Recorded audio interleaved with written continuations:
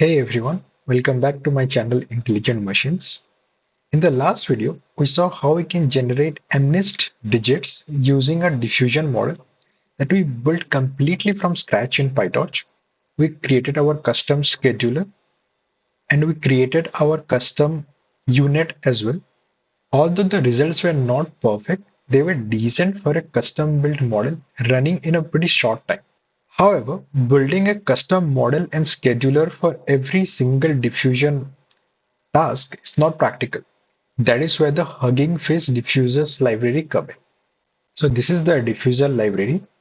It is a powerful library by Hugging Face that provides ready-to-use diffusion pipelines for different image generation tasks, from small diffusion models to large-scale text to image and even video diffusion models.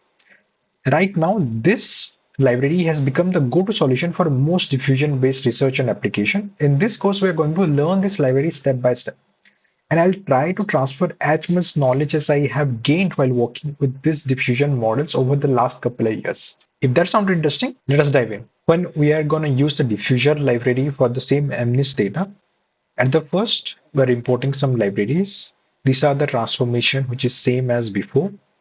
This is the data loader that we created to load, I think, the first batch of MNIST data. And this is how that looks like. And here comes the first difference. This is the scheduler from the diffuser library. Earlier, we created this manually, where we defined the values of betas and alpha bar. But now all of these are already implemented inside this DDPM scheduler. For a side-by-side comparison, this is what we did before. Here we define the number of training steps, which is 1000, give the beta start value, beta end value, and all of these betas, alpha, and alpha bar are already computed inside this one. So if I do scheduler.alphas, I can see these are all the alpha values that it has. So for now, let's focus here. Previously, we manually wrote a few lines of code to add noise to our images during the forward diffusion step. But now we can simply call this method, and that is it. Just one line replaces all the earlier manual calculations.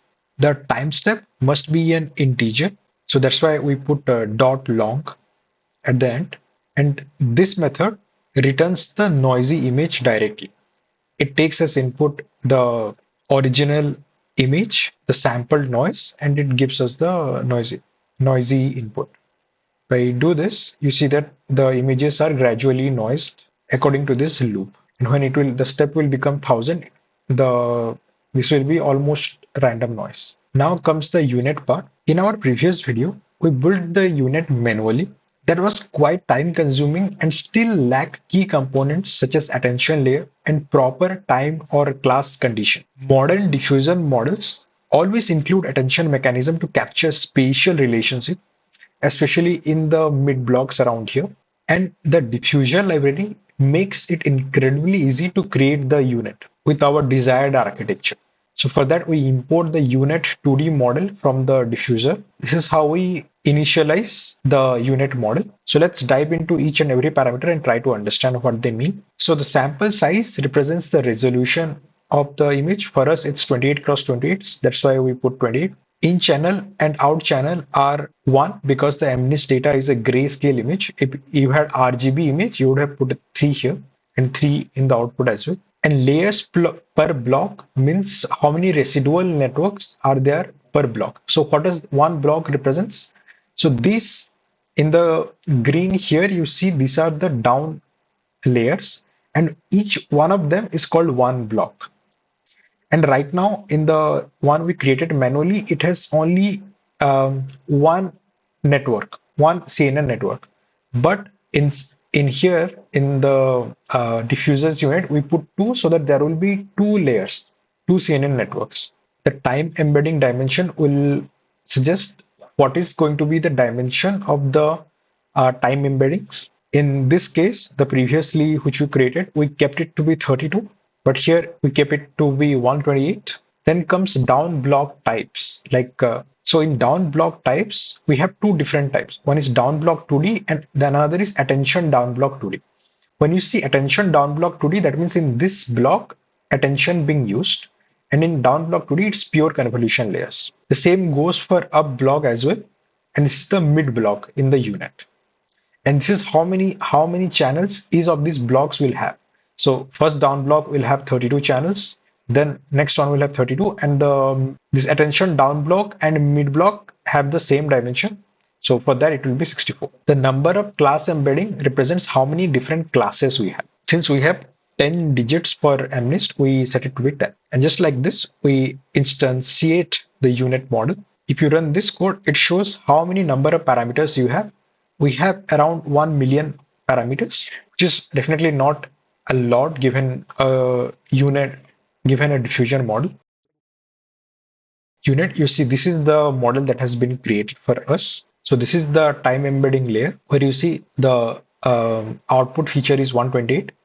For the class embedding also, it follows the same structure as time embedding. Then in the down block, as we said, we want two layers per block. So that's why two ResNet blocks are repeated here. They have group norm convolution, and then the time embedding projection is added to them. And in the attention down block, you see the query key and value pair are added to give it the attention, the spatial attention. Now let's see a simple forward pass. To test it, we create a random fake input, a fake timestamps, and fake classes. And we pass that to our model. So we see here that our input and output are of the same shape. To get the output, we have to do output.sample. Now let's see the image generation step. For now, let's assume that we have the trained UNet, then how we can use the trained UNet to generate images. Before, what we used to do, we had this block of code, which is, you can see how pretty lengthy this is because we were putting the denoising step manually, but now it is not needed. So now all of this thing that we are doing is replaced by just one line of code, which is this scheduler.step.